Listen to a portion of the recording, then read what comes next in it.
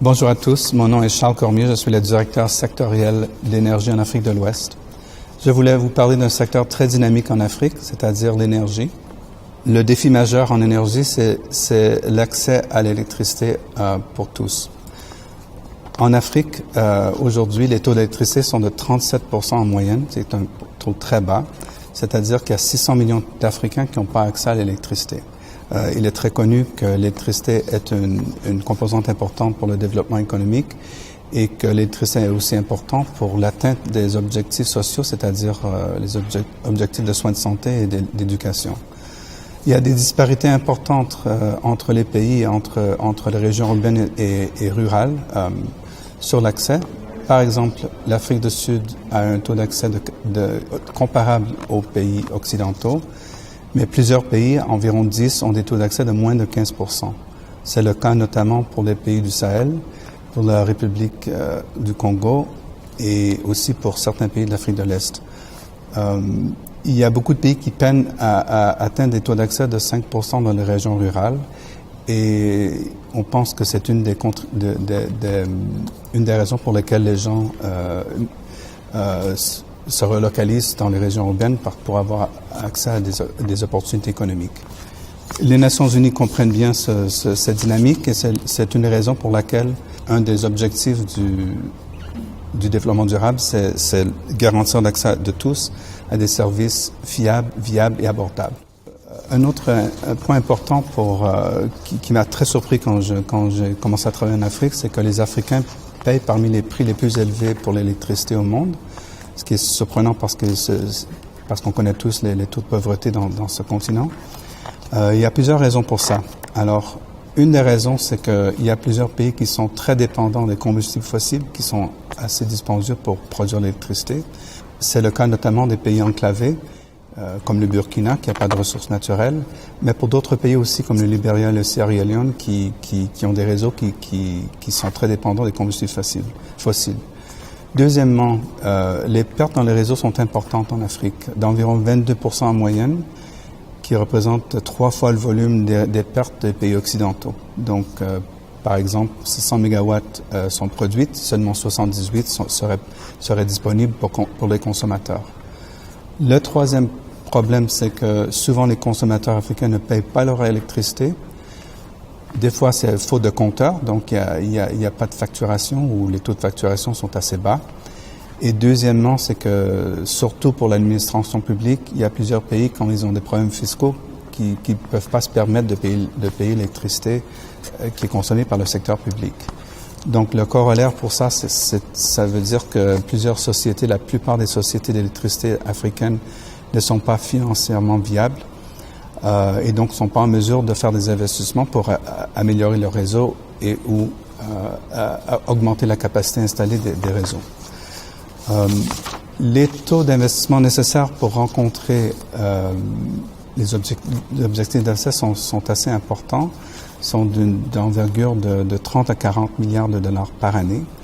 Et pour le moment, on est en mesure d'ajouter 1 à 2 gigawatts sur le réseau par année, mais on a besoin de 6 ou 7 gigawatts pour rencontrer l'objectif d'accès universel en 2030.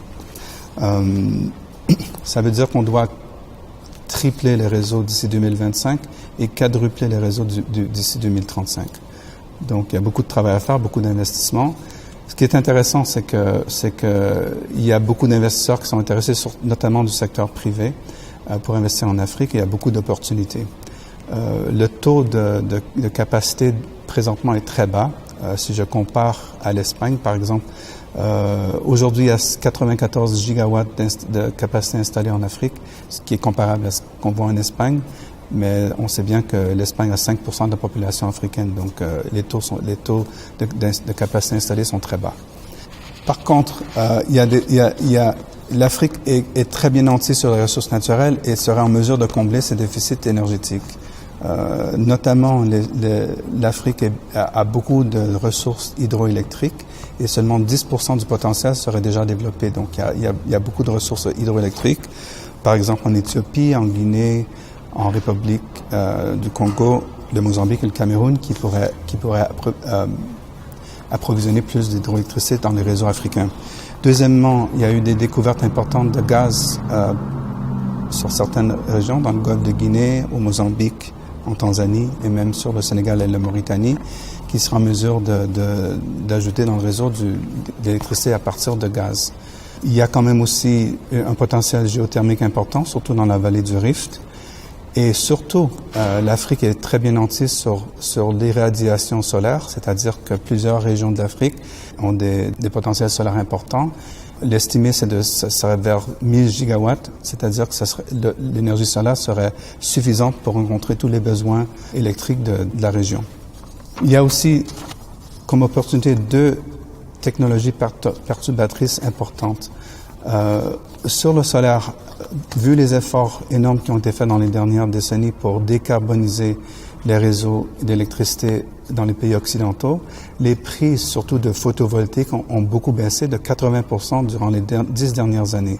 Alors, l'Afrique est en mesure de prendre avantage de ces coûts qui sont de plus en plus concurrentiels sur tous les marchés.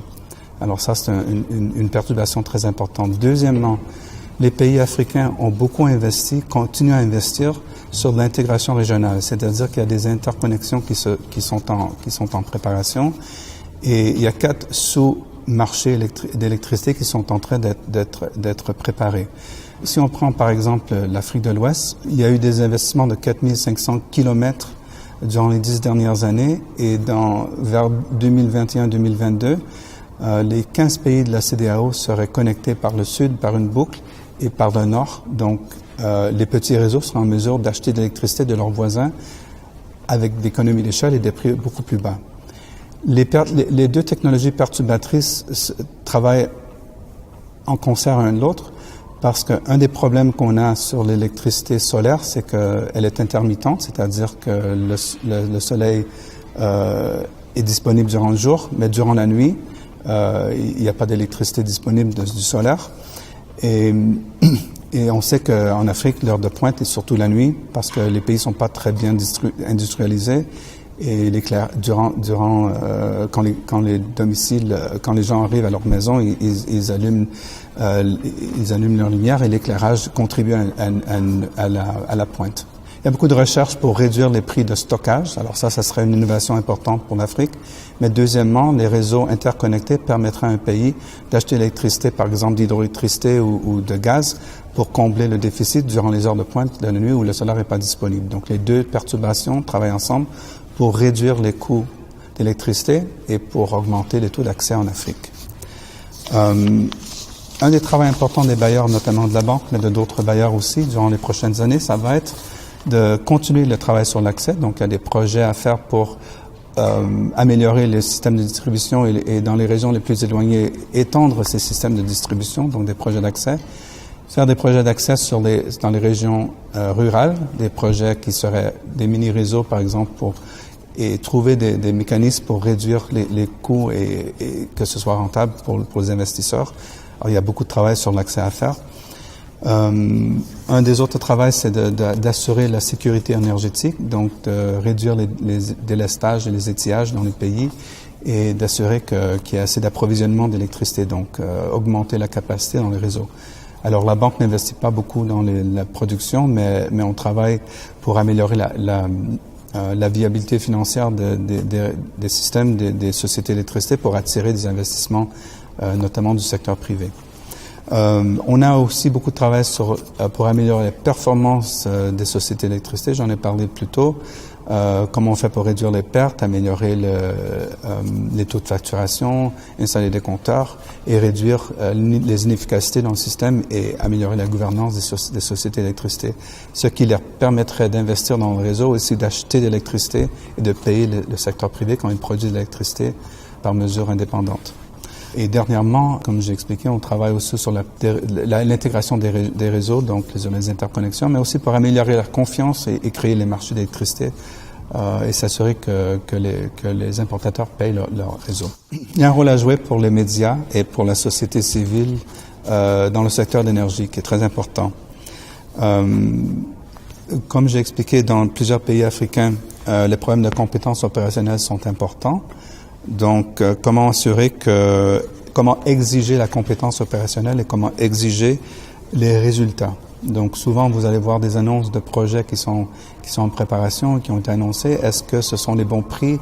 Est-ce qu'on a tout fait pour réduire les prix? Alors, comment on fait pour assurer la qualité de prix des investissements? Et deuxièmement, je pense que les sociétés d'électricité ne sont pas toujours les meilleures pour expliquer leur stratégie et faire comprendre le rôle que la société a joué pour améliorer les services d'électricité. Par exemple, on a un travail important pour convaincre les gens que les consommateurs doivent payer leurs factures, ce qui donne assez d'argent pour les investissements, pour améliorer les performances et augmenter les taux d'accès. Donc, il y a un travail à faire.